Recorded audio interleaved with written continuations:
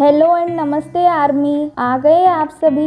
Social media पर BTS के discharge को लेकर जो 5 मेंबर्स मिलिट्री में हैं जो डिस्चार्ज होने वाले हैं इसी साल के जून मंथ में, उसको लेकर कहा जा रहा है कि शायद पॉसिबिलिटीज़ हैं कि ये 5 मेंबर्स थोड़े और जल्दी डिस्चार्ज हो सकते हैं मिलिट्री से।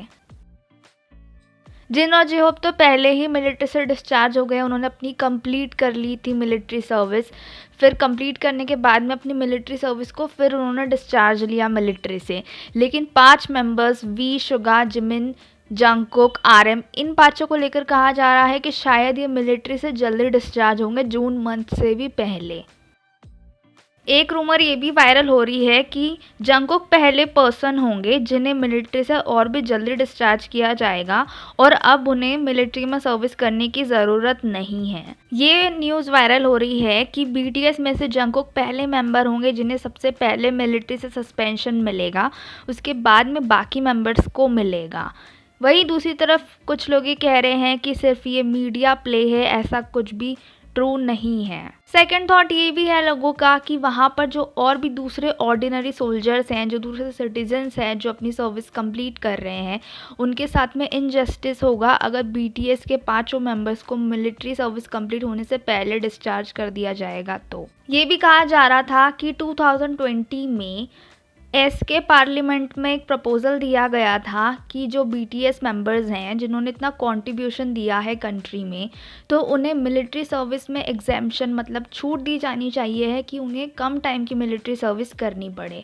लेकिन वी ऑल नो क्या हुआ, बीटीएस मेंबर्स अपनी टाइम पे मिलिट्री सर्विस कंप्लीट कर रहे हैं एंड रेस्ट इज़ हिस्ट्री। भले ही बीटीएस ने कितना भी कंट्रीब्यूशन दिया हो, उन्होंने ग्लोबली एसके को काफ़ी ज़्यादा पॉपुलर और फेमस किया है, लेकिन फिर भी उन्हें अपनी मिलिट्री सर्विस कंप्लीट करनी पड़ रही है। कोई स्पेशल ट्रीटमेंट बीटीएस को नहीं मिल रहा है।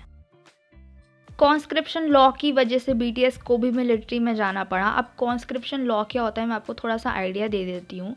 कॉन्स्क्रिप्शन लॉ वो होता है जब कंट्री की आर्म्ड फोर्स में ज्वाइन करना पड़ता है, चाहे वो सिटीजन्स हो या फिर सेलिब्रिटी हो, उन्हें फोर्सफुली ज्वाइन कराया जाता है।